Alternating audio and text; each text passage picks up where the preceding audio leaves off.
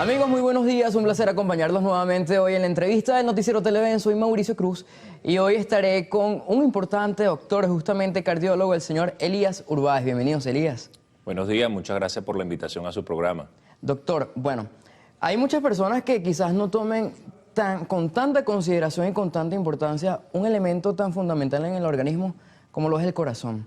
¿Sigue siendo la enfermedad cardiovascular la principal causa de muerte en nuestro país, Elías?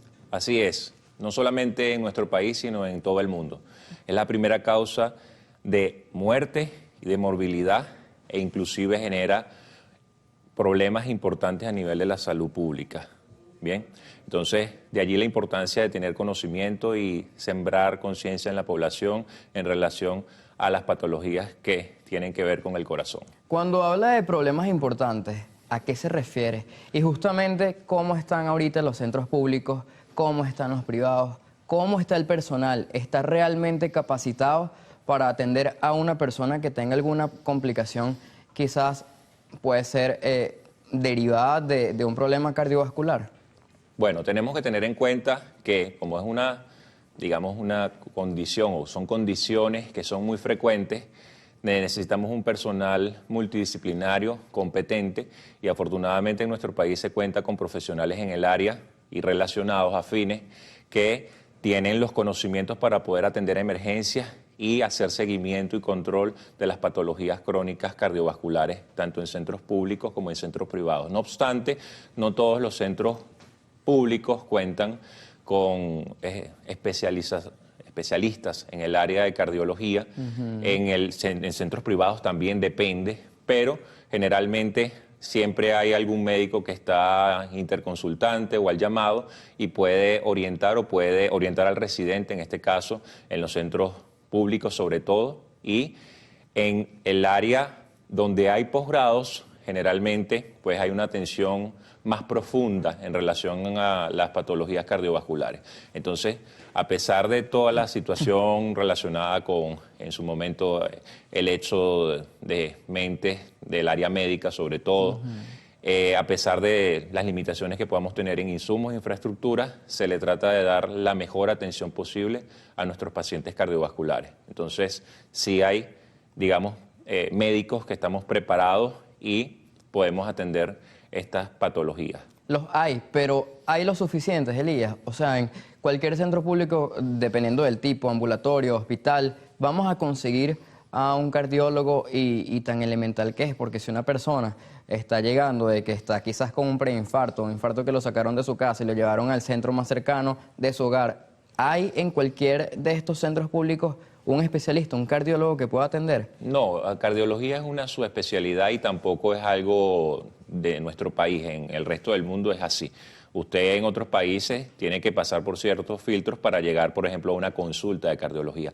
Ahora, en cuanto a la emergencia y también en cuanto a las consultas, primeras consultas y controles que deben realizarse los pacientes, bien sea de forma preventiva o que estén en tratamiento, no en todos los centros hay cardiólogos, pero eso no significa que sea malo. Por ejemplo, en los ambulatorios de atención primaria no es necesario que haya una atención de cardiología de emergencia o que hayan consultas de cardiología especializadas. Esto se limita prácticamente a hospitales de mayor nivel, ¿ok? Cuando estamos hablando de los centros públicos grandes y en clínicas también que tienen este tipo de especialidad, pero no en todos los centros hay cardiólogos que estén disponibles o que trabajen. Entonces, en algunos sitios debería haber cardiólogos y no los hay. Eso sería otra cosa, pero sí hay ciertas limitaciones en personal y también en tema de infraestructura e insumos, como mencioné inicialmente. Hablando de insumos, hablando de medicamentos, justamente hace unos minutos estábamos conversando que el 2016 y 2017 fueron unos años muy difíciles para los venezolanos. Más allá de que no se conseguían con facilidad algunos alimentos, tampoco algunos medicamentos. Eutirox, valsartán, losartán, amlodipina. Hoy en día sí se consiguen, pero ¿qué tan difícil es para el bolsillo de un paciente que quizás no cuente con los recursos para mantener justamente su control, su tensión, por así catalogarlo? La verdad es que el gran grueso de la población de nuestros pacientes tienen limitaciones para poder adquirir y mantener un tratamiento. Esa es la realidad. Mencionaste esos medicamentos y muchas veces tenemos pacientes polimedicados, 2 o 3 4 o más fármacos y no tienen tanto para mantener una alimentación saludable, ¿ok? Ideal, como uno la recomienda, porque tienen que priorizar en ciertos alimentos y a veces no es una alimentación como debería ser. Y esto lo menciono porque esto es importantísimo, así como realizar actividad física, moverse. La alimentación y el tratamiento en pacientes que tengan la necesidad, que tengan la indicación, es fundamental. Entonces, sí, hay, digamos, a veces limitaciones para poder adquirir los medicamentos y que nuestros pacientes tengan un cumplimiento como debe ser. Elías, vamos a hacer una pequeña pausa comercial, amigos. Ya venimos porque venimos con un compromiso comercial, pero en la próxima parte sigamos conversando con Elías Urbáez, médico cardiólogo, acá en la entrevista del Noticiero Televen.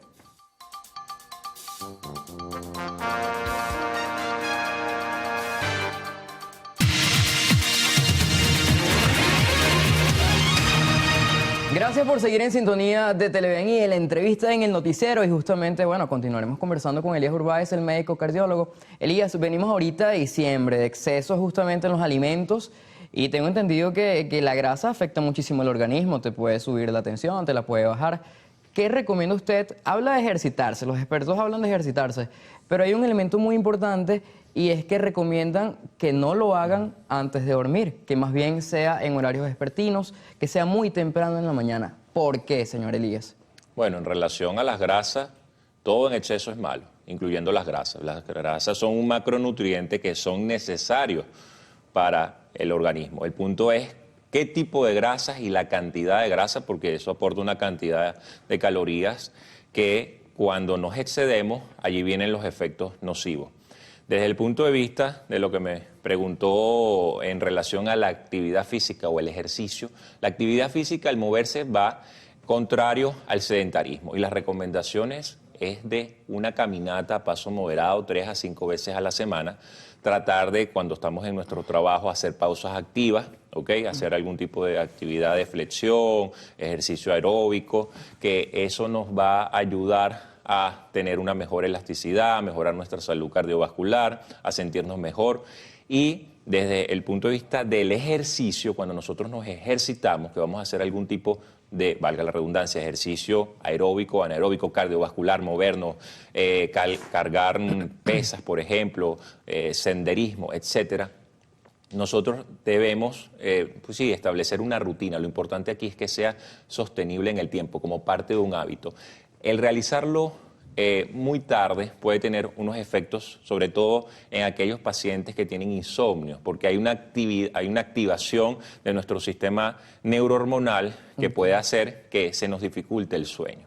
Entonces, la recomendación, si usted entrena a las 6 de la tarde y termina a las 8 de la noche y se acuesta a las 10, no está mal. Es mejor hacer eso que no hacer nada. Claro. Si su rutina le permite hacer ejercicio, ir a un gimnasio, por ejemplo, o hacer ejercicio al aire libre o en su casa a las 6 de la mañana y ya a las 7:30 ha terminado y empieza su jornada laboral a las 8, 8:30. Bueno, las empresas, el trabajo empieza habitualmente como a las 8 de la mañana. Usted se tiene que organizar y tratar de que eso sea un hábito. Eso es lo que realmente tiene un impacto desde el punto de vista de lo que me concierne, de que estábamos hablando inicialmente de prevención cardiovascular, porque claro, hay beneficios no solamente en la salud cardiovascular, en general te sientes mejor, el ritmo te ves cardíaco también mejor, aumenta, disminuye la incidencia, claro, o disminuye lo que llamamos nosotros también el riesgo cardiovascular. Claro, ¿Okay? Y justamente de Cardiometabólico. cardiopatías, Elías, ¿cómo se divide la cardiopatía? ¿Es una enfermedad que puede ser hereditaria o puede también aparecer sin antecedentes? ¿Cómo los jóvenes tenemos que cuidarnos? Porque hemos visto que muchísimas personas jóvenes de 20 y algo de años se han muerto de infartos y quizás no sabían sus antecedentes. ¿Cómo es la cardiopatía? Bueno, haciendo una clasificación muy general, las cardiopatías son enfermedades del corazón por definición y pudiéramos dividirlas entre congénitas, aquellas en las cuales la persona nace con esa alguna condición, o adquiridas. Las adquiridas, dentro de las adquiridas hay múltiples patologías igual que las congénitas, pero particularmente hay una que tiene una alta tasa de complicaciones a pesar del advenimiento de unidades especializadas, es decir, sigue matando mucha gente en el mundo y en Venezuela no es nuestra excepción, que es el síndrome coronario agudo, que a su vez, con el evento de mayor riesgo es el infarto agudo del miocardio, que produce no solamente muertes por complicaciones mecánicas, arritmias, sino también que nos puede llevar al paciente a insuficiencia cardíaca, que es el desarrollo de síntomas como falta de aire, hinchazón en las piernas, cansancio, desmayo súbito, etcétera, que afectan la calidad de vida. Entonces, de ahí la importancia de tener una prevención, y allí es donde entra la alimentación, los estilos de vida saludable, la actividad y el ejercicio físico. Pero si usted tiene el diagnóstico o si tiene un factor de riesgo, por ejemplo, clásico, como la hipertensión, que es muy frecuente en la población, como diabetes, obesidad, sobrepeso, colesterol o triglicéridos elevados, no controla bien el estrés, fuma, usted o nosotros los médicos debemos hacer hincapié y establecer las estrategias de control y abandono, por ejemplo, en el caso del tabaquismo, para poder reducir el riesgo cardiovascular. Entonces, los factores de riesgo, lo que llamamos nosotros la epigenética, tiene un factor muy importante. Hay factores no modificables como la edad, el sexo y la herencia, la genética. Usted puede ser perfectamente sano, pero tener antecedentes familiares, su madre, su padre, de ser hipertensos o eventos cardíacos, y eso le aumenta el riesgo en comparación a una persona que no tenga ese antecedente. Elías, ya para finalizar, ¿qué le diría a esos televidentes que quizás no toman con tanta importancia el corazón? El corazón es el motor de nuestro organismo. ¿Qué le diría justamente para que vayan y acudan y se hagan un chequeo? ¿A qué edad tenemos que hacerlo?